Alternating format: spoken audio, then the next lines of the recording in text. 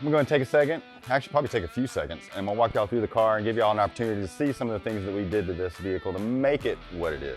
If we start at the front, the nose is significantly different than the original car from 65. The reason we did that was to bring in some aspects of aero. You can see we have these canards on the side, or winglets. These direct the airflow around the vehicle, creating downforce and keeping the nose on the ground, applying pressure to the tires, which in turn adds traction to the vehicle.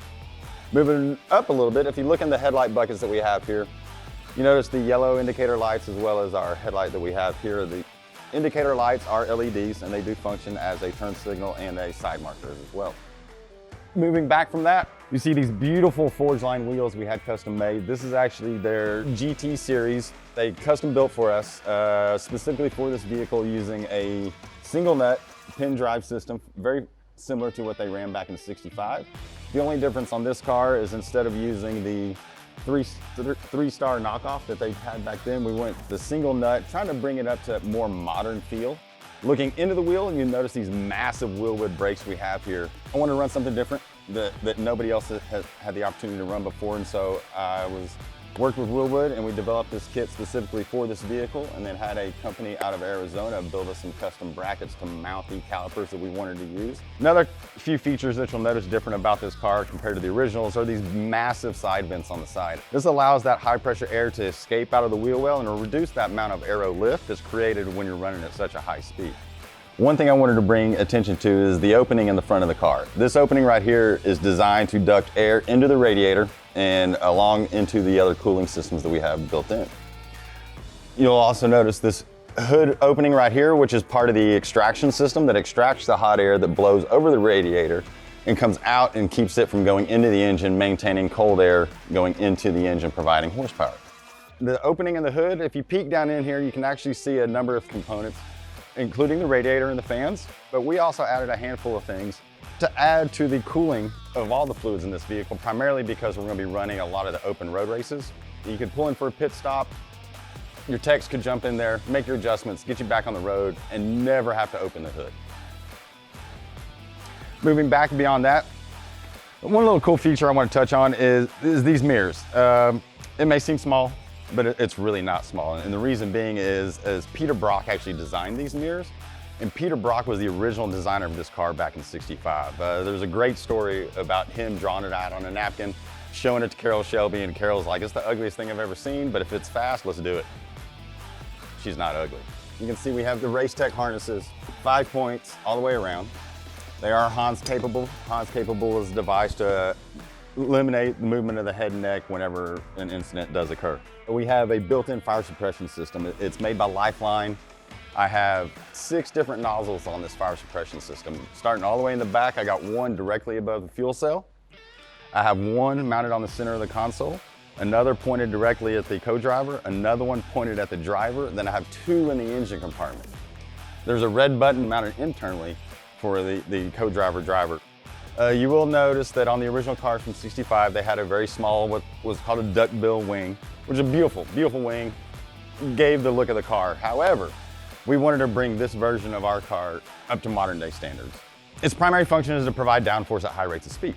The benefit of having that is to allow you to push the vehicle faster, faster, faster, and maintain that traction that's desired in the rear. Moving over to the driver's side, before I get inside, I want to touch on two things real quick. You notice these 2 buttons right here, the E and the power. One's for fire extinguisher and one's for battery kill.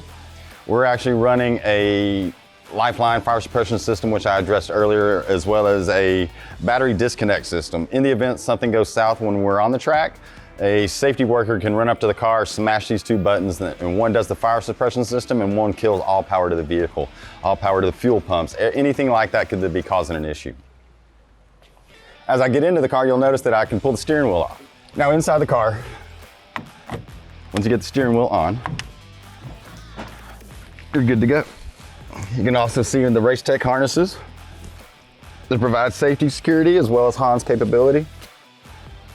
One thing you'll notice is a kind of a high stick shift. I wanted to go with this stick shift for a couple reasons, mainly being is the distance between hand to steering wheel. So I can make shifts and get back on the steering wheel without moving my hand an incredible amount. And the reason that that's important is driver control, driver safety. One of the big aspects of this vehicle is making it driver friendly. Nobody likes driving a car that's not fun to drive. This thing is going to be beyond fun to drive. Being in the vehicle, I can walk you through a number of the electronics and all the stuff that really makes this car stand out. I'm gonna go ahead and turn it on and show you some bells and whistles on this thing. If you look at the dash, you'll notice that we used a race pack switch system that's complemented by the race pack smart wire, which is a solid state, fuseless, relayless wiring system. There's 8 buttons, and that's all that it really takes to run this vehicle. Once you turn everything on, you will hear the fuel pump fire up. You will notice the RacePack IQ3 dash, which we use for data logging and monitoring as well. We have the running lights, the headlights, the high beams. One thing that this car also offers that I haven't really had a chance to talk about is the communication system. And you notice right here above the switch panel, I have a Rugged Radios intercom system. I wanted to go with an intercom system for a couple of reasons. When you don't have your helmet on and you're driving around town, taking your girlfriend out, taking your kids to school, it may get a little loud in here. I don't know why that would be, but it does get really loud in here. So what we did is we provided the driver and co-driver with a set of headphones. These headphones are Bluetooth capable. They provide the ability to communicate back and forth between driver and co-driver without having to yell over the sound of the exhaust. Not only does it do that, but bringing this car up to current specs is I added Bluetooth. Now, one thing I wanted to talk about is this little box we got sitting right here. That little box is a dual GPS antenna. I needed to run a GPS system that could keep up with the high rates of speed that we'll be running on these open road races. And in conjunction with running the dual GPS antenna, we are running a tracking system called Lead Nav.